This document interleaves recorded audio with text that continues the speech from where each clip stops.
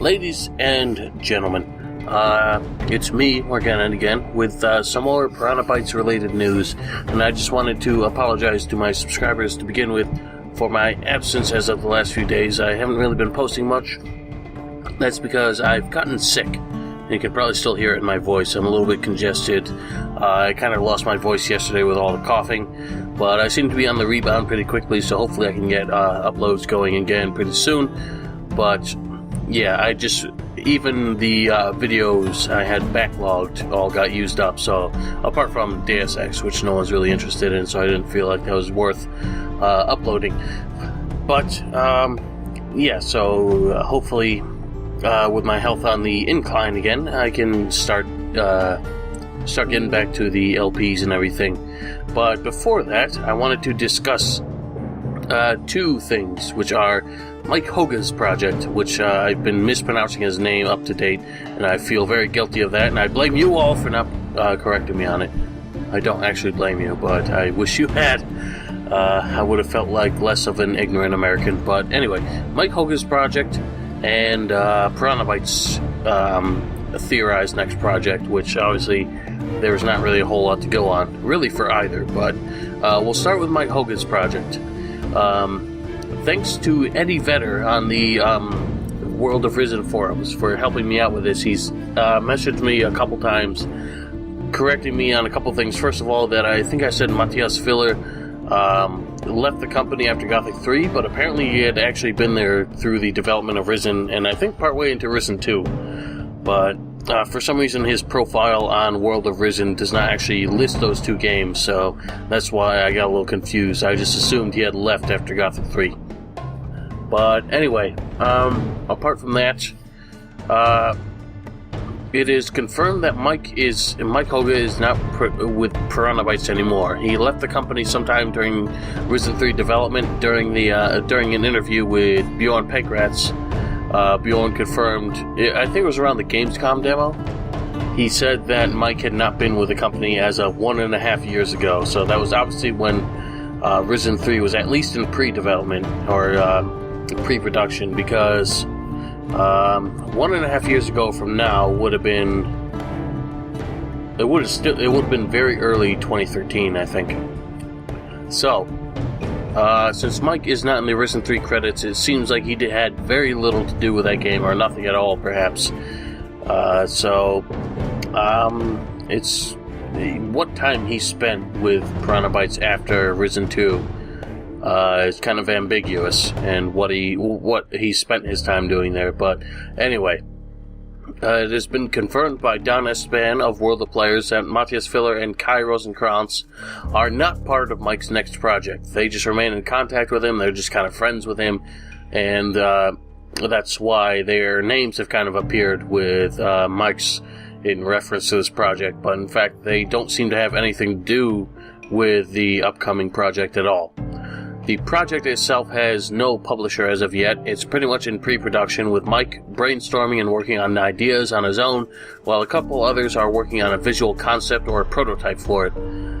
Any news in regards to this project is not likely to appear within the next few months. We'll probably have to wait sometime into next year before we hear anything about it, because it really does seem it's not in any presentable form so far. It's probably just ideas on paper, really. Sorry about that. User Rotator, as well as Eddie Vedder on World of Risen, say that Karsten Edenfeld, something. He's a programmer on the first 3 Gothic titles, and apparently is, quote, kind of confirmed on the project from a comment in the German forums. And another name popped up, which was Reich Kirsten of Silent Dreams, with whom Edenfeld had worked with on the game called Grotesque Tactics Evil Heroes. So Edenfeld was, he was previously with Piranha Bytes, but Kirsten is not a name I've heard before. He was probably, I don't think he was with Piranha Bytes at all. He was with the developer Silent Dreams games, and it sounds like they might have something to do with it. With the way Kirsten's name came up, I'm not sure he has anything to do with it at all. It seems more like he He just had a comment which implied that Edenfeld had something to do with Mike Hoge's project. Apart from that, in a video interview in German with Kai Rosenkranz back in June, he spoke of Mike's project before Mike even spoke of it himself. Although he did not call out Mike Hoge by name, it was heavily implied that it was Mike's project, and the implication even seems stronger now. He was quoted as saying it was completely detached from the approach of storytelling that Gothic had. It's hard to really say what this means. It may not be an RPG, or it simply may not have the direct and progressively told plot that all of Piranha Bytes games have had. But there's really too little information here for us to even bother speculating on. So I would say we should wait this out instead of trying to theorize anything. And remember that this video came out before Mike even announced or had any reveal for this project. So what Kai Rosenkranz said might actually be misunderstood, or just might not be true anymore. It's really hard to say. And unfortunately, that's all we really have on Mike's project. It's not much to go on, but again, this project has not even really achieved liftoff yet, so we can't really expect anything as of yet, so we'll have to wait some time to learn more about it. As far as Piranha Bytes' next project, though, most of the information in this list, which it is going to be kind of a list format, I went down through an interview that Don Esteban had with some of the bigger names at Piranha Bytes at Gamescom 2014, and he interviewed them, and I'm just going through the list, which all of these sources I should have in the description here, so go ahead and take a look at those. You can find a bit more, but I'm going to start the list now. The first thing, Piranha Bytes actually went back on their claim at the RoleplayCon demo that Risen 3 would be the end of the franchise. Anyway, back at the RoleplayCon demo, it seemed like Bjorn came out with a comment.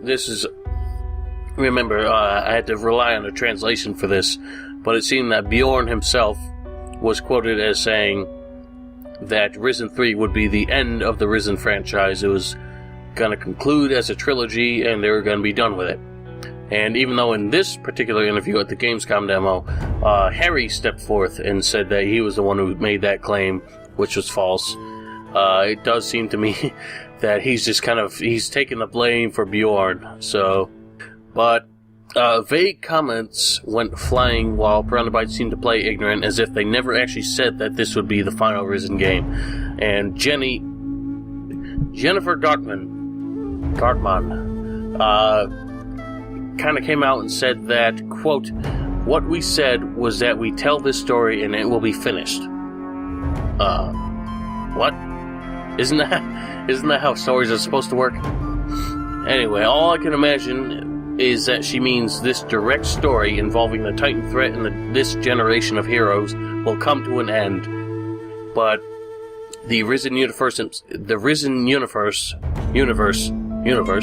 itself remains open, and more may happen in the future. They just don't know yet. So it could kind of be sort of an extended universe sort of thing, with a sequel that takes place, maybe 100 years down the line when the current generation of heroes are all dead and buried. Bjorn Pankratz himself gives his justification for having a predefined protagonist in all of their games so far. He says that most games with a character generation tend to lead to a generic character as far as the story goes, and that giving too much character development with their storytelling style would result in too much extra programming, voice acting, scripting, etc., that then they can really justify. Don Esteban asked if Piranha Bytes would consider Linux as a platform, but Bjorn stated that they discussed the market with their publisher to decide what platforms are worthwhile to port or develop into, and Linux as well as new generation consoles simply were not for the sake of Risen 3. However, next generation consoles are considered mandatory for the next title, as they will have already been on the playing field for a few years by then. Jennifer offered her opinion that sandbox titles can be as boring as linear story-based RPGs, and that they try to provide an ideal balance of the two, giving you the freedom you want to explore, but opening up new things as the story goes forward, and making the player identify with a character and becoming involved with the story that they work so hard to create. Which, games like Skyrim, for example, you can completely ignore the story and get lost in other things, which, it forgoes a lot of the hard work that the developers put into it, and especially with only, I think, like a 20-person, a development studio with only 20 employees. Their hard work goes a long way. Bjorn and Jenny stated that their games depend on freedom of choice, an open world, and the character development. Without level scaling, some areas will always be notably tougher than others, and if the player wants to explore these areas early, he's free to do so. He just may get his ass kicked in the process if his character is not ready for it. Another important factor in their storytelling are the NPCs.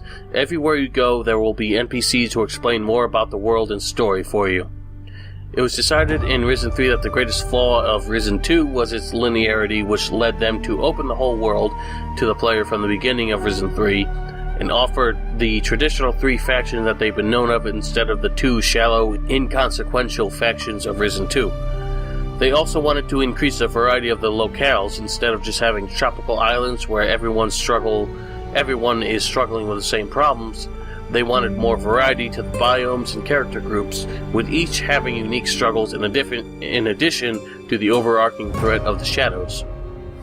When asked about cut content and ideas as a result of budget or time, Bjorn simply stated that, quote, "There are always things like that," but he would not say anything more. Hardly surprising, as most developers tend to clam up about cut content for a number of reasons. Perhaps the most important question that Don Esteban asked was about Piranha Bytes' game engine, and if they would ever consider licensing another engine for their future titles. Bjorn Pankras rejected this idea, stating that they know their technology very well, and that learning and migrating to a new engine would take more time than they could afford. In spite of fan complaints, he believes that their in-house engine has been within their acceptable limits. This seems to imply heavily that the Genome engine that they've been using since Gothic 3 will continue to be used, but there could be a slight chance that they will build a new engine or spend time updating the Genome engine to a more acceptable standard. Again, they, quote, "do not know what the future holds as far as licensing a new engine is, but it seems very unlikely that they will do so." Bjorn responded to a question about the Risen story's inconsistent lore and plot holes by saying, quote, "The occasional error happens," and that for Risen 3 they looked in depth at the previous titles for unanswered questions and characters that the players wanted to know more about, while still having it be accessible to new players who would get lost in all the references to the previous titles. Jenny stated that they've begun using an internal wiki for the team to access as they develop the story, something that Gothic was lacking. When asked if they could ever imagine working with a license to a third-party franchise instead of sticking to creating their own settings and stories, Bjorn was very vague, fearing that he would be misinterpreted, and once again said only that anything can happen, but it's not something that they've been planning for in any way at the moment.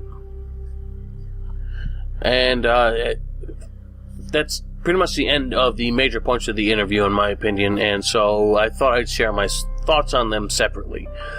First off, I would really not care to see another Risen title. I was left with very little interest in the story and world. I know I have not finished Risen 3 yet, but I'm simply not as absorbed into the story and world as I was with Gothic and a number of other story-based RPGs. I also just don't expect or necessarily desire a new Gothic title. I would love to see them start from scratch and provide a new IP and see if they can really get their footing again. I enjoy their storytelling format as something different from the norm. Having a character with a personality that I can still develop as far as stat and dialogue choices works better for me than having a flat, voiceless protagonist as we tend to get in other mainstream RPGs. For example, Skyrim, Oblivion, the first Dragon Age, etc. I also enjoy the character development as it stands apart from most games, such as the Elder Scrolls, in which you get used to the idea that no matter where you go, you'll be able to overpower whatever enemy stands in your way due to the leveled enemy generation. And in Dark Souls or Demon Souls or any game like that, even a low-level character could complete the game as long as you were talented enough as a player. In the first Gothic games, you could take on higher-level enemies even as a starting character, up to a certain point. Eventually, your weak arms and flimsy weapon would cease to damage foes, and you had to make your character more powerful if you wanted to complete the game.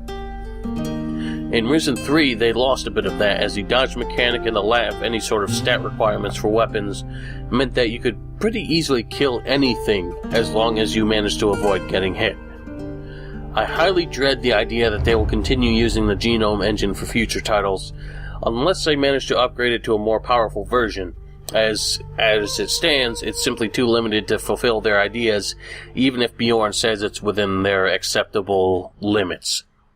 It had problems even in Gothic 3, and only in Risen did it seem acceptable. We really can only wait and see what comes of their determination to stick with what they have, but I do believe that investing their time into something more powerful will give them the AAA quality to compete with today's titles and make their unique development stand out. It's good to know that they have a system in place, i.e. the developer's wiki, to have a reference to keep their story ideas consistent, as Risen seemed to lose a lot and develop plot holes, which also existed in the Gothic games as a result of people forgetting plot developments and background details that screw things up for the future, and hopefully a consistent and engrossing plot awaits in their next title. And that's all we have as far as Piranha Bytes' title goes. So the only last thought I have is Kai Rosenkranz, yes, the beloved composer. His new album, which I've been telling you about for a while now, has neared the end of its campaign. It's only got less than 2 days left, probably less than a day as of when I actually get this video online. And as it stands, it's got over $30,000 on Kickstarter, as well as over $3,300 via PayPal, with only a few stretch goals that are just barely out of reach. One extremely generous donor, who remains unnamed, provided a $5,000 pledge, ensuring that Kai could fund a string quartet from the Bochum Symphony Orchestra. And the remaining stretch goals beyond the vinyl edition seem like they might remain unrealized, including the full orchestra and the collaboration with the vocalist Lisbeth Scott, who has worked on several films, as well as working on Gothic 3, who is known particularly for the tracks Sad Strings and Ruinfields, which you should go listen to because they are some of the best in any of the Gothic soundtracks. But even without them, the album should still be pretty amazing. And I'm very glad to see that this project reached the success that it has, and I can't wait to hear more from one of the gaming industry's greatest composers.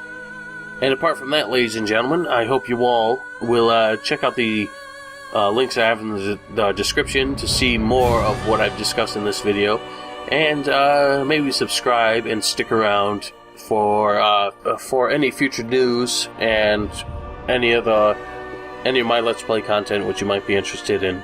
As for my subscribers, once again, I apologize for simply being absent for a little while. Hopefully things will be on the upswing again, and I will see you all next time. Have a great night.